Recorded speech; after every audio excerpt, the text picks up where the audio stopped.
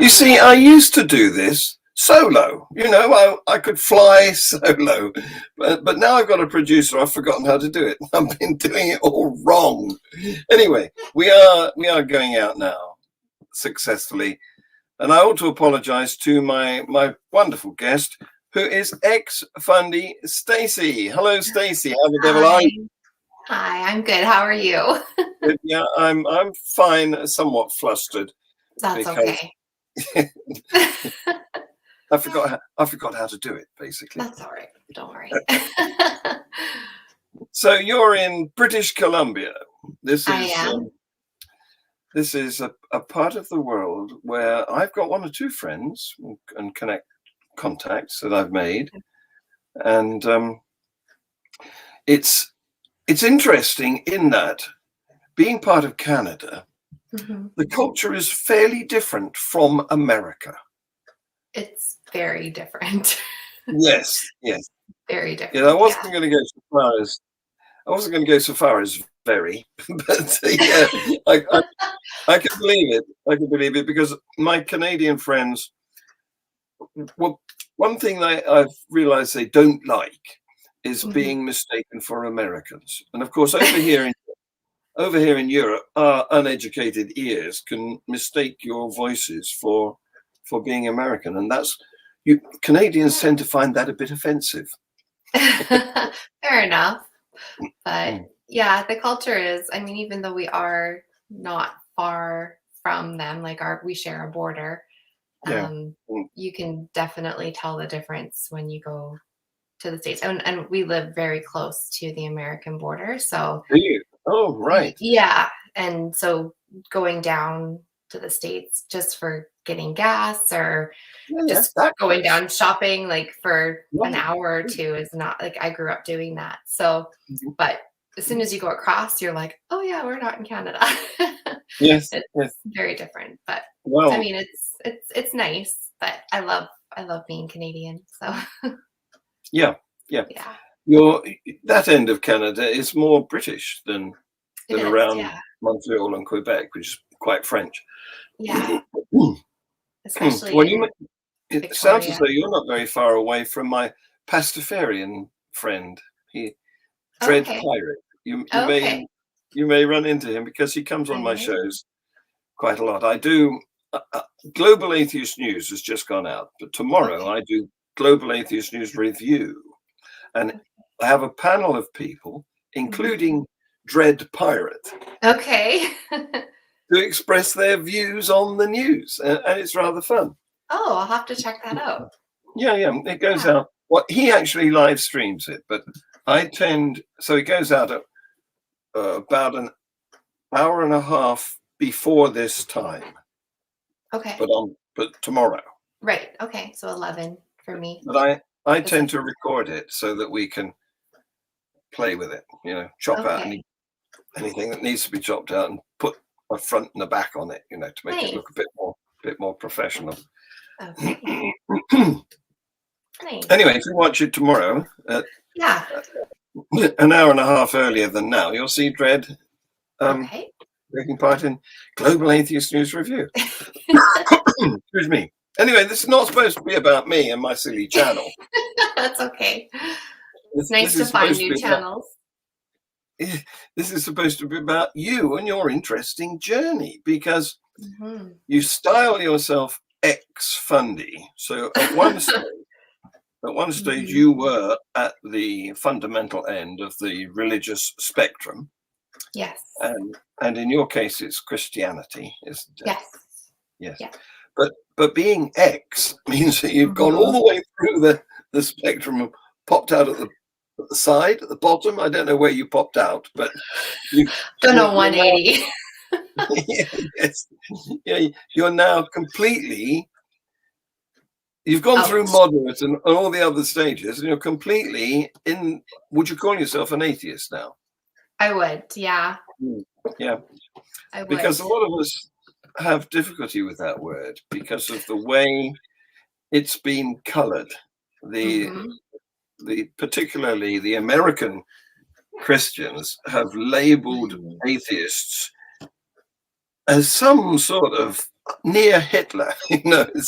Yeah. We've been called immoral, Hmm. purposeless, Yeah. God-hating, Yeah. and it's just nasty. So some people don't like to admit being atheists for that reason. It was kind of hard to say the word for a while. Yeah, It was scary yeah, until I realized the meaning of it. yeah. Those connotations are not friendly, are they? No, No. and I did have my own uh, like perception of it that was Hmm. obviously incorrect until Yes, I realized what it actually was, and then I yes, thought, yes. oh, well, it's actually not as bad as I thought it was, and As it's painted, yes, it's a deliberate yeah, attempt to paint it as horrible it's because of absolutely horrendous. Yeah, yes, yeah, yeah, because that's one of their ways of trying to keep their tribe together yeah, by demonizing anybody who's not in it. for sure. There's a Mm, lot of demonizing of yeah, people who are outside of religion or Christianity in general, yeah, and keeping and you afraid. it's not new. Ever No. since religions began, Hmm. they've adopted that tactic. So earlier on, Hmm. somebody who wasn't a Jew was called a Gentile, Yeah, Gentile.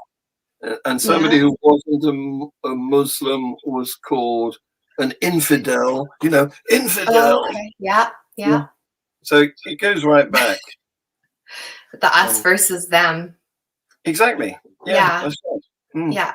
So if you're not in our group, then you're yeah, scary, you're dangerous, and yeah, and yeah. in the Christian world, it's kind of like uh, you'll also be referred to, oh, people in the world. Like you don't want to be associated with worldly people, and Yeah, that's anyone yeah. who's Ooh, not. terrible. Yeah, exactly. So it's like, Yes, okay, we have to be in the world, but not of the world. That's a common yes, phrase. yes, Yeah. yes. So Well, that touches on the other thing that all religions try to do, which is keep you ignorant. absolutely. Yeah. Yeah. And that's kind of how I feel now, as I was very ignorant, thinking that I was, I mean, I knew like like a bit of stuff, but I'm feeling quite ignorant now, realizing the stuff that I didn't know, and I feel kind of foolish now. But when you know better, you do better. Well, And of course, mhm. we should all believe in lifelong learning. I mean, I'm a Yeah, teacher. yeah, I'm a retired teacher now, but okay, one of the things about being a teacher is you accept the process of education. You yeah, realize that it's good on both sides, learning and teaching. yeah. So I'm you, I'm absorbing as much as I can now, because I feel like I rejected so much of what I could have learned when I was younger, yes, especially when it comes to science and even ancient civilizations. yes, mm, I even learning about, I remember in grade 7 learning about like Mesopotamia, and yes, I thought they were just lying to me. So I did my work and I handed it in, but the whole time I did it, I was saying to myself, oh, this is just, I'll just tell them what they want to hear. I'll give them the proper answers. I'll yes, just hand in my work. And I blocked out everything that I learned, and I don't remember any of it now other than the name Mesopotamia. And yeah. now I'm going back and trying to find as much as I can. And you're finding out that quite a lot of the Bible was lifted out of the Mesopotamian myths. Yes, Yes. yes, Mm, yes. And I also was told at some point, I don't even remember where or from who or why, but I was never allowed to read Greek mythology. And I don't know why. I think, and now I'm learning how so much of the Bible is just based on mythology. And so yeah. Mm. I'm finding it so fascinating, and I want to learn so much. And yeah, Well, I'm enjoying it. well, absolutely. Yeah, Don't feel guilty or shamed yeah, because you weren't. If I know anything, you weren't given the opportunity. In fact, you were positively discouraged from yeah. questioning and seeking true answers. Yeah. Yeah. And I felt like I was sinning, or I felt like I was betraying God if I did seek other information. I felt like I was doing something wrong. So I didn't, and it kind of just, I felt like my loyalty was to God and to my faith, and Yeah. Mm. I was a good Christian by just following everything the Bible told me, and Obediently, compliantly, so they could control you. yeah, exactly. Yes. So, Yes. and I thought I was doing the right thing. Well, tell us about this interesting journey from real fundamental Christian. Mhm. I know Yeah, you've gone down through some stages. I have. Yeah. Staircase. Yeah. So, A yeah. staircase away from heaven. Yeah, pretty much, actually. That's a good way of putting it. Mm. Yeah, so my growing up was in, I guess what you would call Pentecostal, non-denominational Christianity. So very much the charismatic faith. So, the hands waving in the air, the speaking in tongues, the being slain in the spirit. It was a very theatrical church experience. Basically, by that, They're it not, was, pardon? they're not shy, are they, of using No, any they're not. in the book? Yeah. Yeah. Mm. And by doing all of that, it was evidence that the Holy Spirit was Mm. there, was working, and God had shown up. His presence was there. So Yes. it felt very tangible. It felt very um just like God was working, and he was at every church service, and you kind of expected it. So Yeah.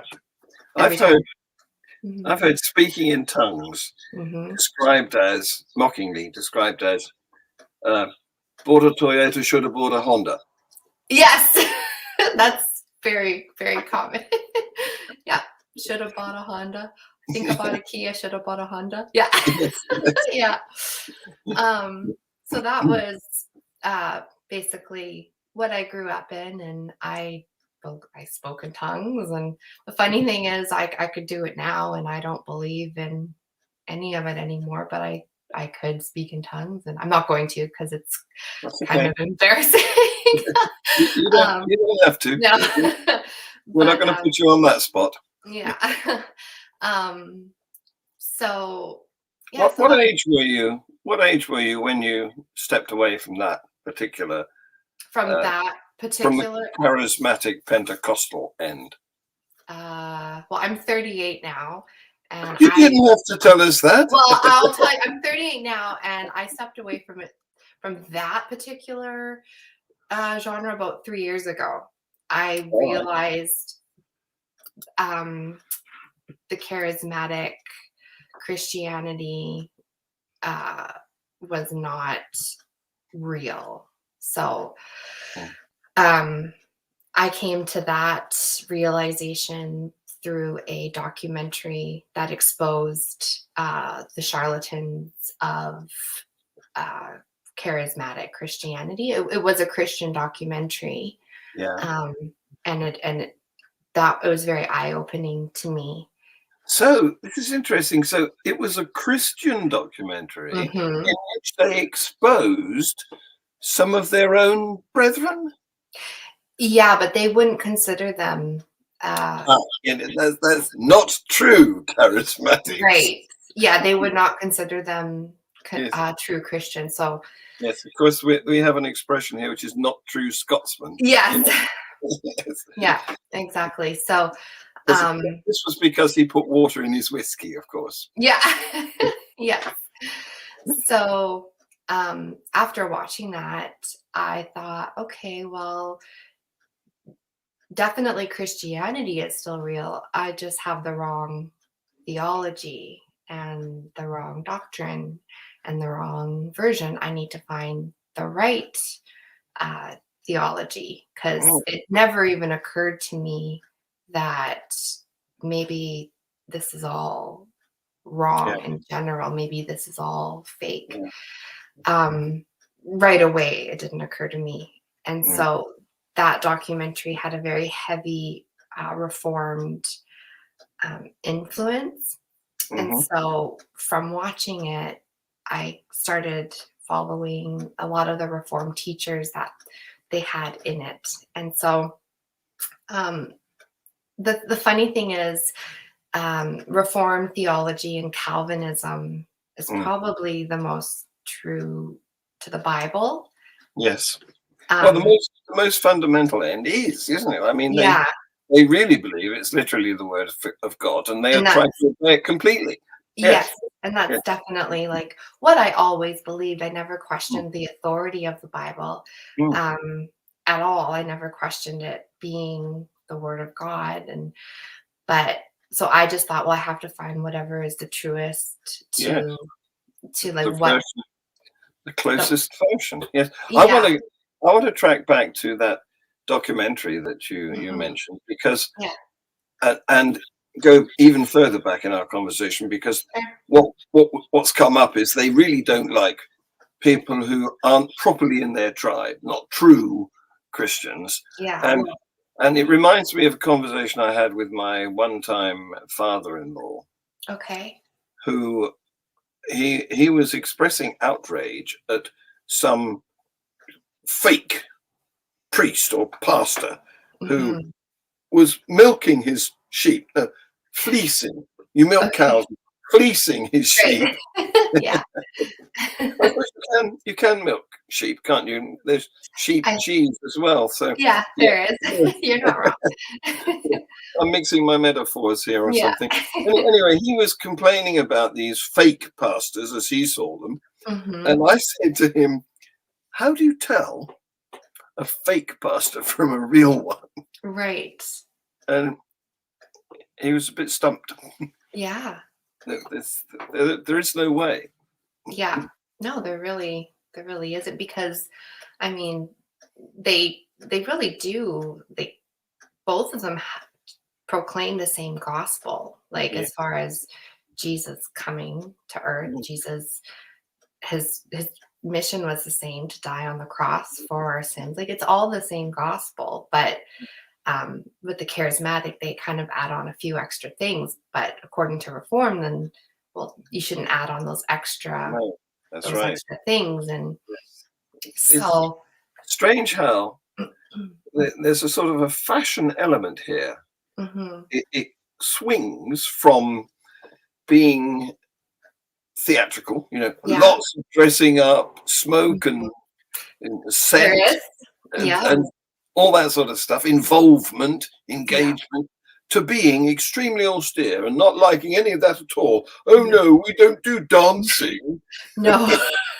It's very traditional, and hymnals and organs and So after watching that that documentary, I thought, okay, well, now we need to find a church that is a Reformed church, and we have to get situated into that. And I expressed that to my husband, and he was okay with it, because he always felt that the churches that we did go to, they didn't actually preach a lot from the Bible. Like, they would kind of throw a few of the Bible verses up on the screen, and they didn't get heavy into the teaching. And so he wanted to know more about what the Bible taught, and he wanted to know more of the history of the Bible, and not just like a topical sermon and kind of like a TED talk. And so he was okay with going to a more doctrinally heavy church. And so we went to a Calvinist church in 2019, and it was definitely not what we were used to. It was like there was 2 services on the Sunday, and right away the pastor wanted us to join as members and take the membership course. And I was a little like, okay, well, we'd like to just come for a bit first and Mhm. kind of like get our feet in the door and see how we feel and stuff. Um, and then in that fall, I feel like I kind of got hit with like an intense wave of I don't think any of this is real. Mhm. That was my first real like I don't think any of this is real, but I was pretty my life was really wound up in Christianity. Our kids were in a Christian school, Mhm. and we were going to the church. All my friends were Christian, Yeah. and it didn't feel like I just didn't feel like I could pursue any steps in um like I guess deconstructing. Um that felt really scary to me.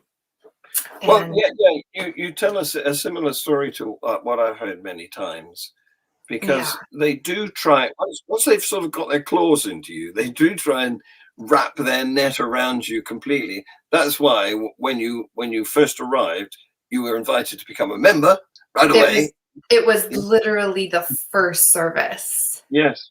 Mm. Yeah.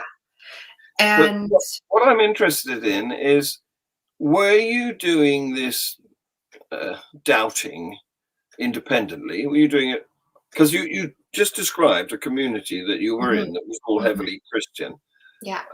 and was it just you on your own who was thinking this isn't true, or was your husband alongside you discussing it with you, or No, what? I so the thing of my husband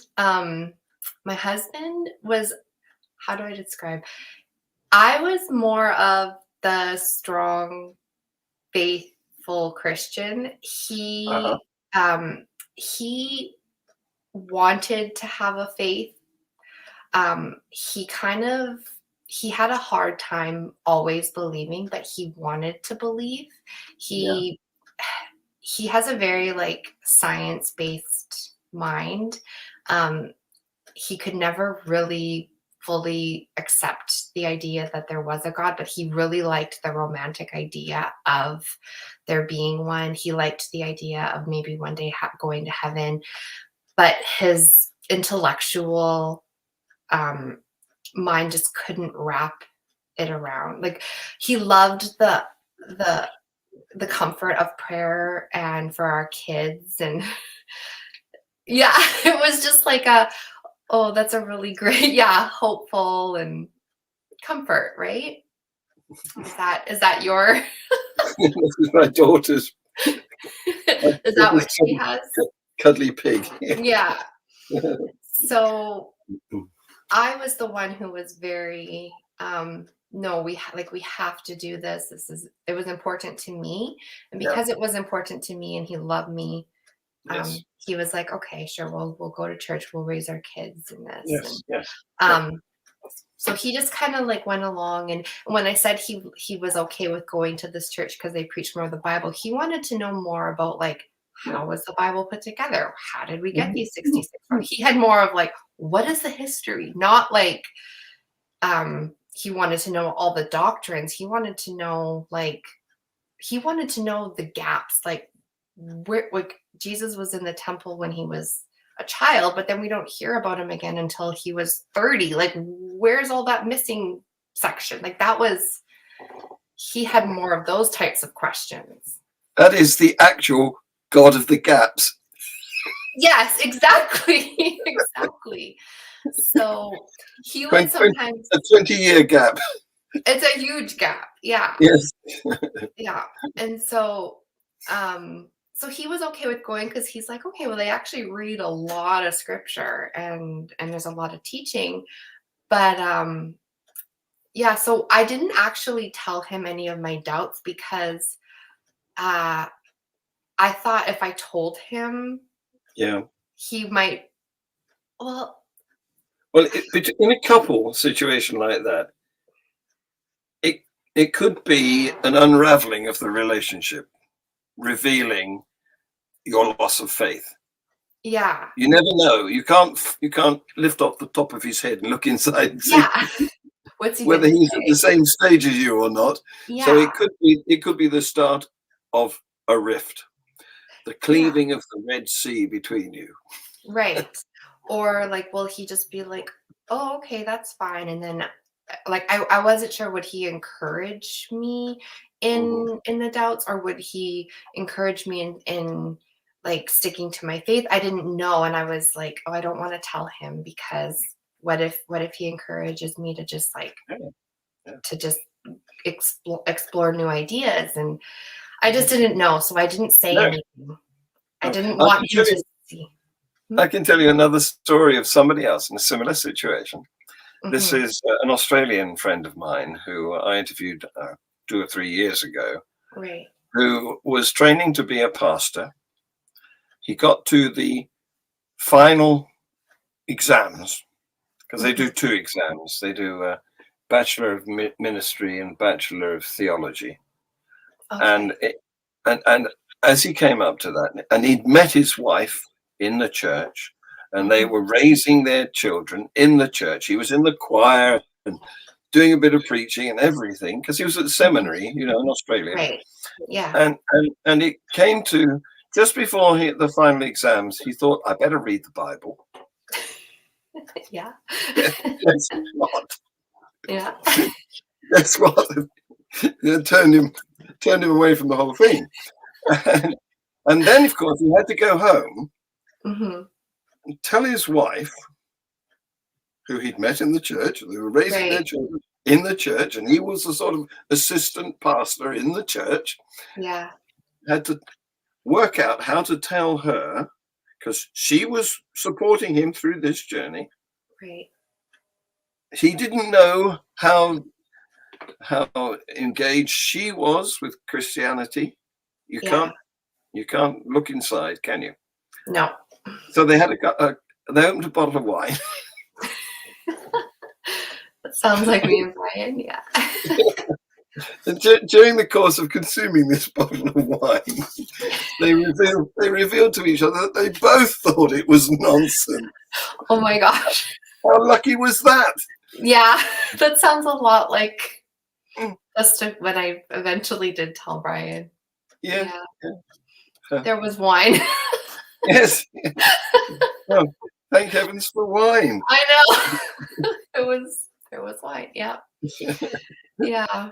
So, yeah, so I just kind of covered up those doubts. Like I kind of knew how to push them away and kind of feed my faith, as Yeah. the church would say. Like, just Yes, basically, I would continue listening to sermons, and right. I guess brainwashing myself, like just talking myself Yes, into it. yes, yes. Yeah. I will believe. I must believe. Yeah. I will Yeah. believe. Yes. Yeah. And Mm. one thing I realized too is I I would have these conversations in my head so much. Like, I believed in God, but at the same time I believed in the devil. Okay. And Mm. I believed in hell.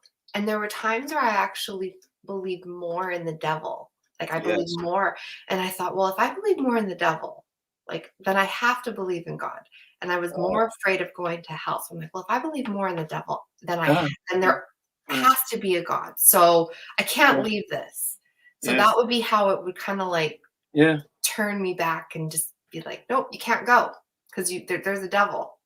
Yeah. Well, And that's another of their tactics, of course, because yeah, what they do is they set up a false threat yeah, in order to offer you a false solution, salvation. yes, So yeah, the whole thing, it's like the gangsters in Chicago used to do. It's a protection racket. hmm, If yeah, you don't do this, you've yeah, got to you're going to go to hell, and the way to do it is to keep paying us.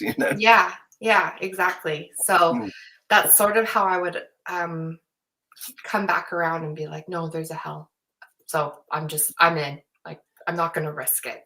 I'm just gonna stay. There's an So interesting news item that came out today. Okay. It didn't make my global atheist news because I recorded that. I recorded it at the end of the week, so Okay. it's always 6 days out of date. I'm Oh, afraid okay. All that's the right. nature of the beast. Anyway, Mhm. this particular news item shows uh, a Russian Orthodox priest. I'm not sure whether it's Patriarch Kirill, the boss of the Russian Orthodox Church, but it's one of the top priests in the church, if not him. Okay. And and he's standing alongside a huge missile on a carrier, on a an 8-wheeled truck, Mhm. huge, really big intercontinental ballistic missile, no doubt nuclear armed, Mhm. and he's blessing it. Oh my gosh. And that's not the punchline. The punchline is the missile is called Satan.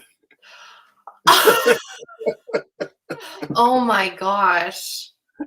Wow. That's crazy. Yeah, you couldn't make it up, could you? No, you couldn't. Oh my gosh. Wow. Yeah. So Esther's telling us, this is Esther, the Okay. Afro-humanist. Okay. That's the name of her channel, the Afro-humanist. Okay. She's a lovely lady, lives in the Midlands here in the UK, England. Okay. Mhm. And she's saying, I know a gentleman in a similar situation. He is now agnostic, but because he met his wife in church, he's not sure how to tell her. Well, it's a problem, isn't it? Yeah. Yeah. Yeah. And Frank is one of my old friends in Kentucky. Mhm. He Oh. tells us that his apostasy, his leaving of his faith, Mhm. Yeah. was brought on by him reading the Bible. And he read it in the way that most Christians read any other book, of course, Wow. without being biased towards it when you start reading it. Yeah. Yeah. Yeah. That's yeah. I mean, I was biased when I read it, Hmm. and my husband wasn't biased, and he would just be like, "What the heck? Like, what?" Hmm. And I would be like, "You can't say that. You can't." Hmm. Yeah. So So. so Mhm, we've got you down mhm. from the most fundamental step that you started in. We've got you down now to a more moderate church. What happened next?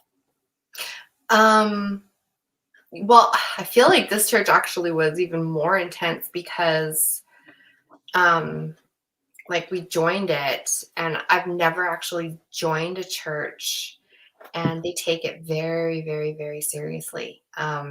So we joined it January of 2021, and it was I looking back, I'm like, oh, I should have just gone with my gut and just stayed. We should have just stayed going as visitors. But there was Yeah, quite a bit of pressure of yeah, the pastor basically was like, well, it's kind of like dating when you're um, attending churches. Like you kind of got to make a commitment, otherwise you got to yes. move along. And we were like, oh, but we like the people, we like coming, but wow, We that's don't we intense. don't want to marry the church. Yeah, but they treat it as like a marriage ceremony. Like Yes.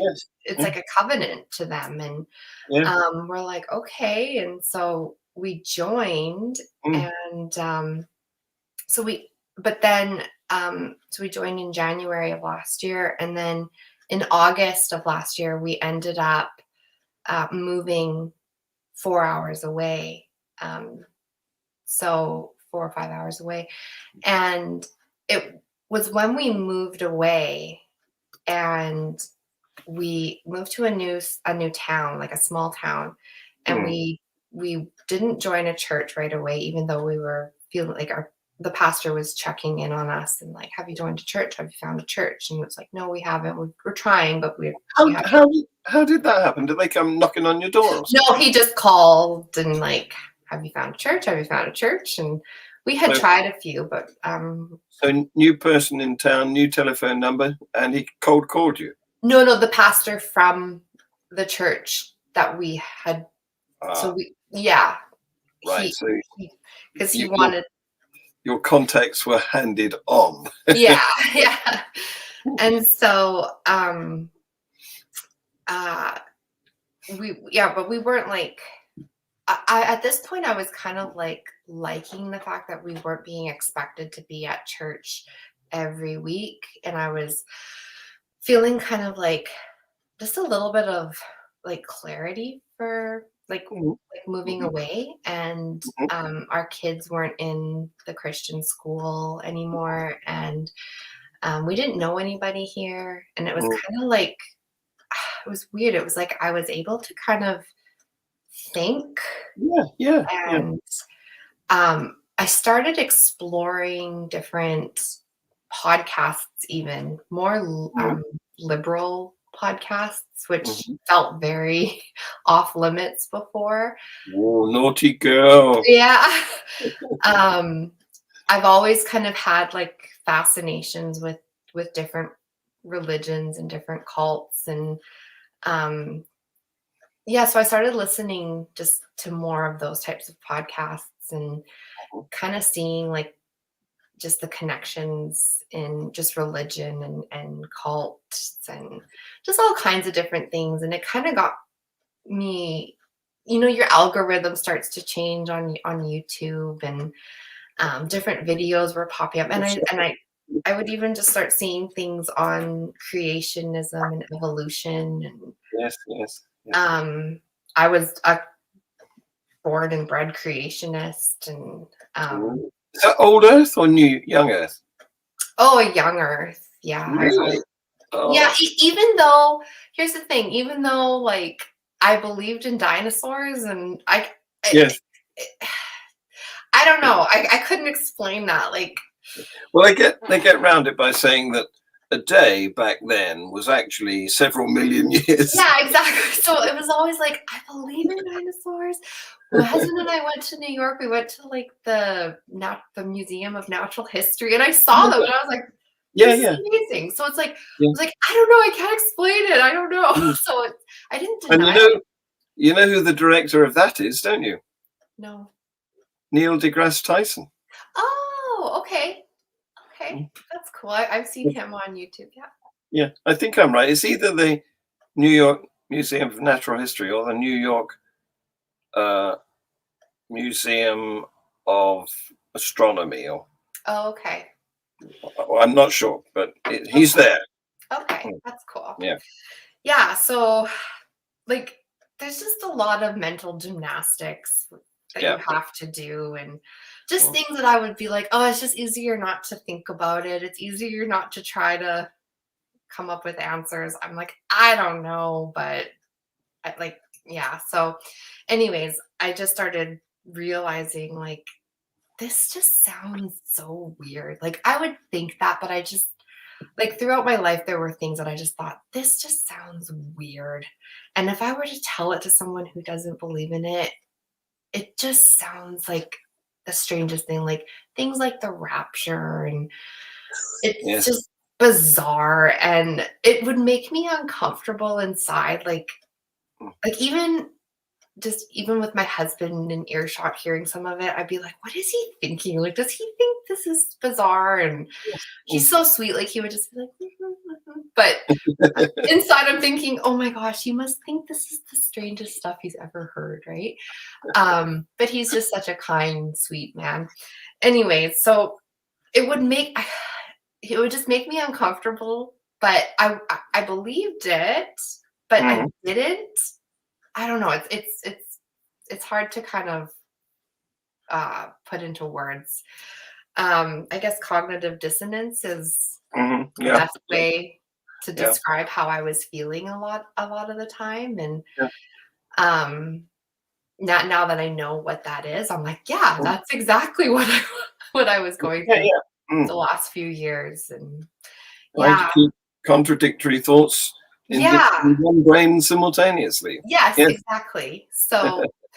Um, so when we moved, um, that's it was in the fall again. I started feeling the Mm. doubting come up, and I was like, So, okay, so you've now been from Pentecostalism down uh-huh, to a more Calvinism. austere, slightly more austere, but still fairly up the fundamental scale. Yeah. Oh, yeah. Like, I was still very much, like, into it. It was like, yeah, well, the thing is when I stopped believing in like the charismatic stuff, that's when I felt like my world really, really changed. And I felt like the rug had been pulled out from under me.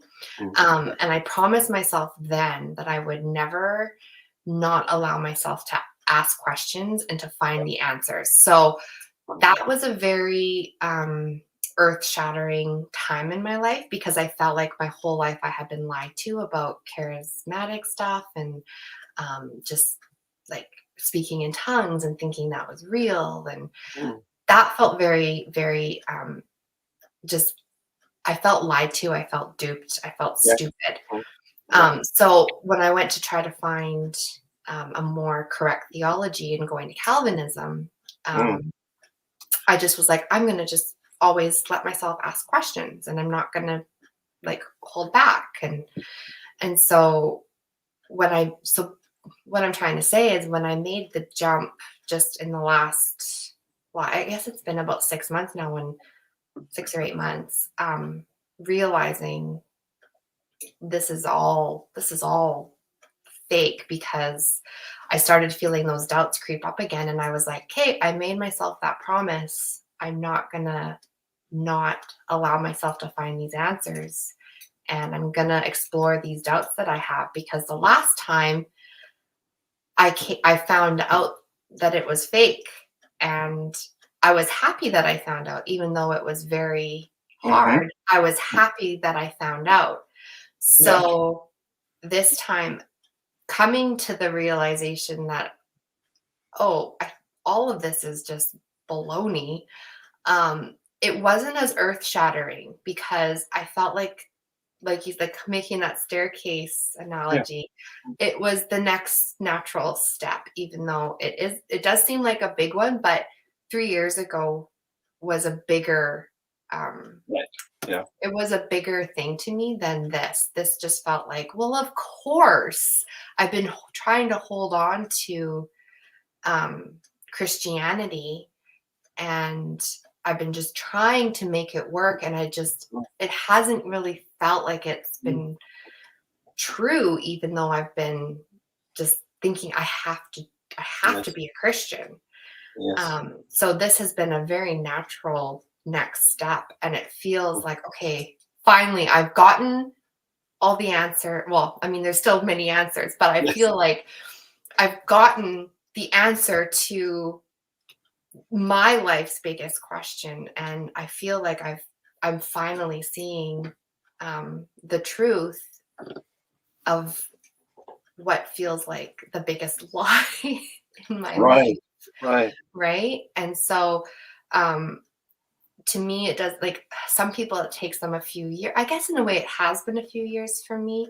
But like, I remember telling my husband, like, in December over a bottle of wine, I had been having all these thoughts, and I finally was like, Brian, I need to tell you something. I've never said this before, but it had been bubbling up, and I had been processing this and just like reading a lot. And I finally just said to him, like, I don't believe in God. And he was like, okay. And he's like, I don't think you're wrong. But rather than being like, cool, that's great, he was like, I don't think you're wrong, but take it slow. Like, he didn't want me to make a rash decision. Like, he was very encouraging. Like, he's just like, this has been 38 years. Like, make sure that you're okay with this. And he was very encouraging, and he also was very happy, because he kept saying, okay, no one's been influencing you. It's not like you've been hanging out with someone who has been like telling you, like, oh, you need to think this way, or this is how I think. He's like, you've been doing this on your own. Like, this is just your own critical thinking. And so he's like, that makes me really happy. Like, you just haven't been influenced by someone that you just met. Like, and so that was encouraging to him. You didn't have a devil on your shoulder. No, exactly. And so I started finding like articles on like religious trauma syndrome, and I was reading them like by Marlene Winnell and her book Leaving the Fold, and I was reading them and I realized, oh my gosh, like I haven't even touched on the anxiety that I've had since I was a young child. And Mhm. reading these things, it was like all of this weight had fallen off my shoulders by realizing, okay, everything that I felt as far as anxiety was brought on by these religion. By the way you were brought up. And Yes, a lot of people come to that realization, yeah, and they're angry. They think that they were deceived yeah, and they wasted part of their life in that deception, and yeah, they feel that they're rightfully aggrieved. yeah. So Is that you? You I feel I feel like there's times where I'm just like, what the heck? Like, I feel pretty ticked, but I also feel really happy to be done with it. Like, I woke mm, up for the first few months, like, with butterflies in my stomach. Like, I'm not mhm. a Christian anymore. Like, I actually felt really happy, and I felt like I Guilt can for now. being happy. Yeah, no, yeah, like I was so happy, like, okay, now I can experience life and I can experience it on my terms. And I You saw. you can eat all the babies you like. I know. Oh my gosh. Yeah, that's funny. Um yeah, but I would just I saw life in a different way, and I was like, this is the only life we get, and it is such a Mm. gift. And I mourned So heaven for so like. do you blame anyone? Do you blame, do you feel that you were, uh, tricked Mm, as a child, perhaps? Yeah. um I feel like I feel like I kind of blame like just religion as a whole. Right. Um, and Mm. I don't think I blame like any specific person, because I Yeah. feel like the They people, were deceived too, and what they were doing, they thought was for the yeah, best. because when like my oldest is 10, and I thought for the last 10 years I was doing the best thing too, right? And Mm, so mm. Yeah, um I had him in like we had him in a Christian school, and we had yeah, him like, and we were reading him the Bible yeah, and praying with him. And like I thought I was doing the right thing. yeah, And yeah, so yeah. I was just doing what I thought was the best thing. It's a recurring tradition, isn't it? Yeah, exactly. The way you're brought up is the way you bring your children up. Yeah, Mm. yeah. But it So was so I interesting. wanted Oh, I go ahead. wanted to bring in now, because there was Mhm. somebody else close to you in your family who was going through the same process at a Yeah. similar time. Tell us about that. Yes. So my sister-in-law, who a lot of people might know, is ex-Christian Erin. Um, yeah, she Who, hosts. who's been on my show? She's been on your show. Yeah, Yes, she hosts the Truth Matters yes, show on yes. Fridays on YouTube, and so we are married to brothers. Mhm. So we are both brought up. Actually, listening to a bunch of her interviews, I can't believe how similar our upbringings are. Like, Mm, I've always known she was a Christian, and that's how we really connected. And our family spent a lot of time together. And we even went to the same church at one point mm, together. And um, but it's such a huge family, and like mm, we've moved away, and just circumstances. We hadn't talked for a while, and one day I'm listening to one of my favorite podcasts, which is The Thinking Atheist with Seth yes, Andrews. And my next one pops up, and he's interviewing my sister-in-law. yes, And I'm like, what the heck? yes. So I show my husband, I'm like, look who Seth Andrews is interviewing. It's Aaron. And Yes, he's like, yes. what? So I texted her, and she was absolutely shocked. I was the last person she would have ever thought to hear from regarding this. Oh, And we've just, in the last few months, just reconnected in such an amazing way. mhm, And it's been incredible. And she told me when she started, it's funny because she pretty much deconverted in 2019, the mhm, same year that I started kind of my mhm, process mhm, coming out of charismatic in 2019, around the same time in mhm, the summer. mhm. Um, it's funny just how like the timeline sort of connects. Yeah. And but she told me that when she was going through what she was learning, she thought of me quite a bit, and wishing Mm, she could have shared some of this with me. mm, mm. Um, and yeah, so it's neat how it has all worked out, that we're now like we can talk about these things. And Yeah. it's just it's like brought us back together in such an amazing bond. Mm. And um yeah, it's really awesome. So yeah, totally not planned.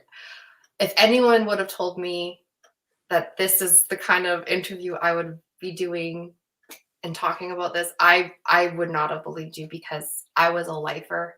I Yeah. Mm, was mm. committed. I Nothing would have changed my mind. But once you start to see the Yeah. evidence and the facts, it's like you can't be that ignorant forever. No. And I don't want to be ignorant. If I'm wrong about something, I would rather know and say, Yeah. hey, I was wrong. I want Mm, to learn. And mm. yeah. Well, in a recent podcast that I think it was the Global Atheist News Review show last week, Hmm. and it came up that I think it was Esther brought this up, actually, the Afro-humanist herself, that Hmm. the Bible was very out of date. You know, Okay. it doesn't know about a lot of things that have been invented or discovered since 2,000 years ago. So, Okay. so what we need God, we need a new Yeah. edition. We need a new edition. Yeah. Yeah, Yeah. Um, One thing I just wanted to add, like the last few weeks in our journey with with the church that we have been members of, um, they've made it really difficult with our departure of Christianity, and they have continued to like publicly shame us oh, from their oh, pulpit. oh, And they do three announcements about us. really? They've done two, including a special announcement. Um, and there's Wow. expected to be one more, which will be the excommunication. It's on their live stream, so it's like kind of weird. I can tune in even though I don't live there.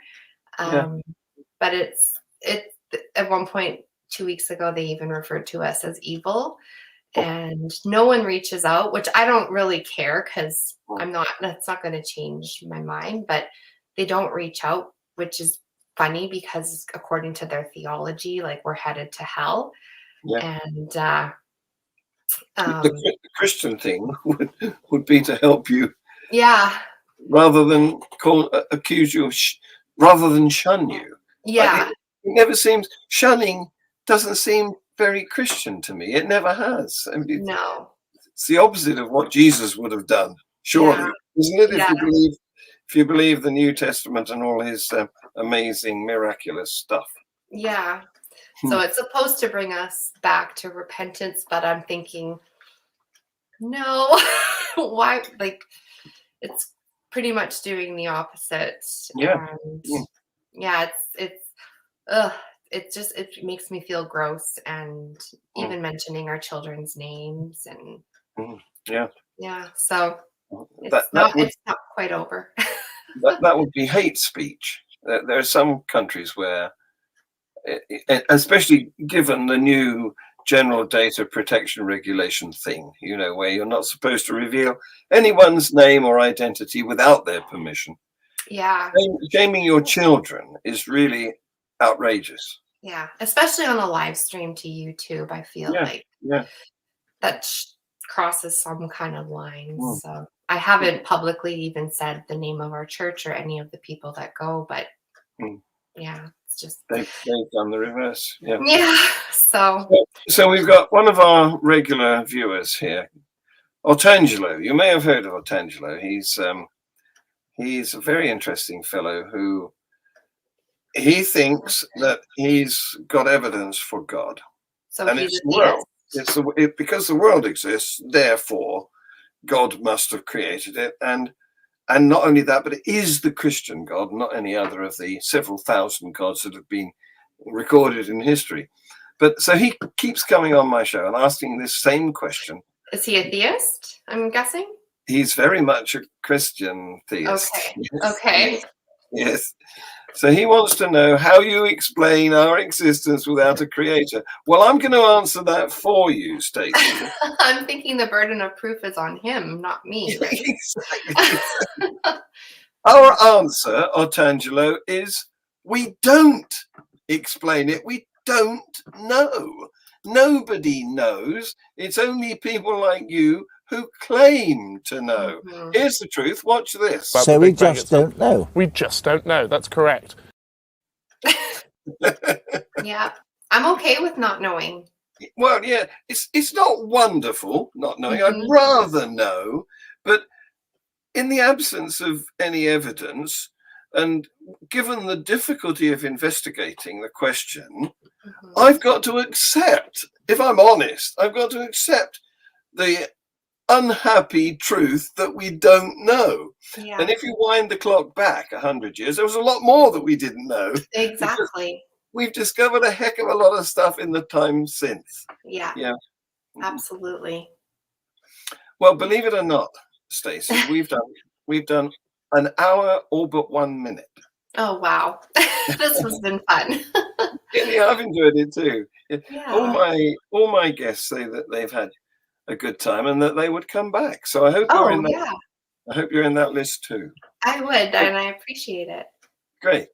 So I'm going to use the last 40 seconds to plug next week's show. Okay. Because I have a very interesting guy. He is professor of neuroscience in Cape Town University, South Africa. And he's going to come and talk to us about his work. Okay. So there's something to put in your diary for next week. Yes. Sounds good. We've got some more comments to see here. What's this last few comments? This is Frank. Not knowing is better than knowing not. Well, yes, better than being deceived. Absolutely. Yeah. So I don't want to run over too much because the show is called Free Thought Hour. Yeah. So I'm going to play our outro now. I've put your name in the text that goes up in the credits. Okay. So thank you very much, Stacey. Thank you. Truly wonderful. And thank you to our live guests, our live audience, I mean. Yes. And thank you to our future audience who will see this as a podcast. And we will be promoting it everywhere, swamping the internet. Yes. So here we go. Bye-bye. Bye.